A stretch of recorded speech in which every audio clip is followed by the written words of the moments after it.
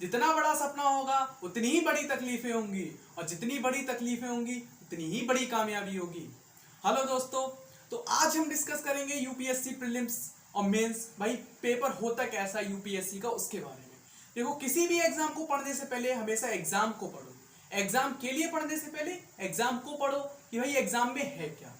तो एग्जाम की अगर हम बात करते हैं तो यूपीएससी सिविल सर्विस एग्जाम, जो कि इंडिया का सबसे टॉप मोस्ट, सबसे ज्यादा पावरफुल एग्जाम भाई, जिसमें हमारी रुतबा बहुत होता है, उस एग्जाम की बात करेंगे।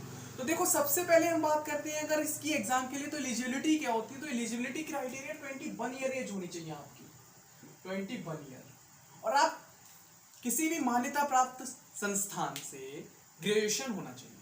तो सबसे पहले एग्जाम को पढ़ने से पहले एग्जाम पढ़ लेना चाहिए, एग्जाम के लिए पढ़ने से पहले एग्जाम को पढ़ लेना चाहिए।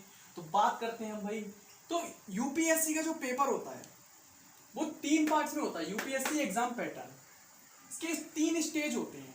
सबसे पहला स्टेज जो होता है वो होता है प्रीलिम्स का। प्रीलिम्स में आप अलाउ हुए, तो भाई प्रीलिम्स के लिए होते हैं 2 पेपर। सबसे पहला पेपर होता है जनरल स्टडीज का।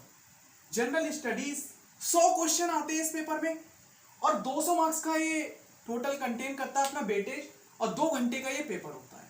ठीक है, अब भाई हमें इसमें कितने नंबर लाने होते हैं पास होने के लिए, और क्या क्या पढ़ना पड़ता है, वो भी हम आपको डिटेल में बताएंगे।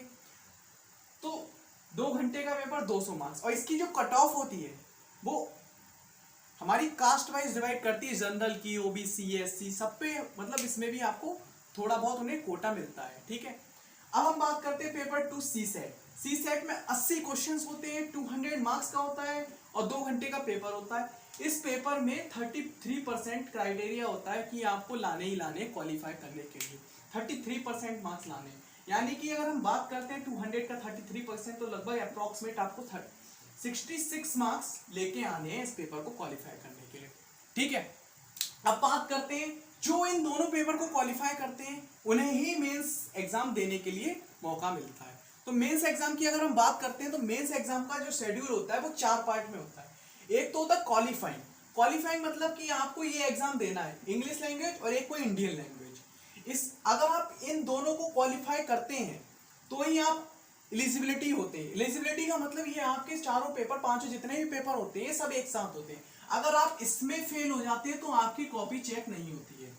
तो आप इस बात को ध्यान रखिएगा, ये भी हमारा एक बहुत मेन पोर्शन है। और ये क्वालिफाई करने के बाद आप मेंस में पहुंचते हैं। पहला स्टेप ये है कि प्रीलिम्स देंगे आप, उसके बाद मेंस के लिए आप क्वालिफाई होंगे।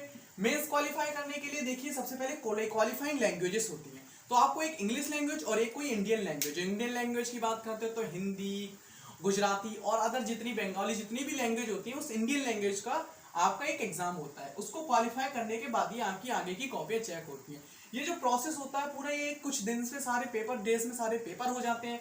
तो पेपर के लिए हमें ये बस ध्यान रखना है कि ये दोनों लैंग्वेज के पेपर भी देने होते हैं। अब हम बात करते हैं मेंस के लिए। एक ऐसे का पेपर होता है, इसमें 2 टॉपिक दिए जाते हैं आपको। 2 टॉपिक्स पे आपको ऐसे लिखना होता है जो कि 250 मार्क्स कंटेन करता है। तो यूपीएससी के लिए ऐसे बहुत बड़ा पोर्शन है जो आपको 250 मार्क्स दिलाता है। अब हम जनरल स्टडीज की बात करते हैं तो भाई 4 पेपर होते हैं, 250 मार्क्स का एक पेपर होता है। 250 मार्क्स का एक पेपर, 4 पेपर होंगे तो टोटल 1000 मार्क्स हमारा ये कंटेन करता है। आप इस बात को ध्यान रखिएगा कि जनरल स्टडीज के आपके 4 पेपर होते हैं, 4 पेपर 1000 मार्क्स के। अब बात करते हैं ऑप्शनल सब्जेक्ट। ऑप्शनल सब्जेक्ट में आपके पास बहुत सारे ऑप्शन होते हैं, आप जो भी चाहें वो सब्जेक्ट ले सकते हैं। लगभग अच्छे खासे ऑप्शन होते हैं, बहुत जितने भी लगभग सब्जेक्ट होते हैं, लगभग सभी ऑप्शन आपको ऑप्शनल सब्जेक्ट में मिलते हैं। ठीक है, तो ऑप्शनल सब्जेक्ट के आपके 2 पेपर होते हैं। उन 2 पेपर में आपको 250 मार्क्स के ओवरऑल 500 मार्क्स हमारा ये पोर्शन कंटेन करता है। ठीक है, तो टोटल हमारा अगर हम बात करते हैं तो 250 मार्क्स ये पोर्शन कंटेन करता है, 1000 मार्क्स ये जनरल स्टडी के जो 4 पेपर होते हैं वो कंटेन करते हैं, और ऑप्शनल सब्जेक्ट का जो हमारा पेपर होता है वो 500 मार्क्स कंटेन करते हैं। तो ओवरऑल जो मेंस के हमारे नंबर आते हैं वो आते हैं 750 मार्क्स।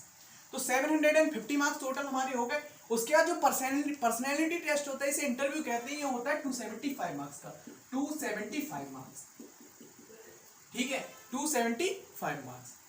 तो टोटल 750 प्लस 275, तो टोटल ये 2025 मार्क्स का हमारा पेपर होता है।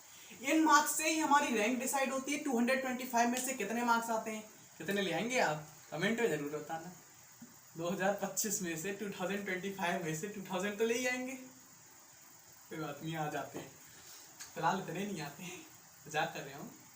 225 मार्क्स का टोटल पेपर होता है और कट ऑफ वेरी करती है caste wise, general, EWS general और एससी एसटी, जितनी भी आपकी ओबीसी जितनी भी कास्ट होती है उन सबको कोटा मिला हुआ है थोड़ा थोड़ा, तो थोड़े थोड़े क्वालिफाइंग में मार्क्स कम होते चले जाते हैं, ठीक है। अब हम बात करते हैं इसके सिलेबस की। सिलेबस को तो मैं एक वीडियो में कंप्लीटली नहीं बता पाऊंगा, बस आप इस बात को ध्यान रखिएगा कि टोटल हमारा ये है पेपर पैटर्न, आप इसको नोट कर लीजिए, इसका स्क्रीनशॉट ले लीजिए, कुछ भी कीजिए।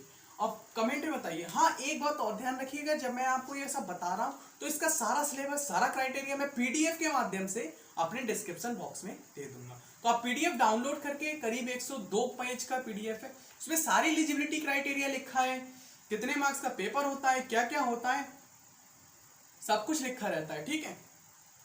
ओके ओके, मिलते हैं नेक्स्ट वीडियो में।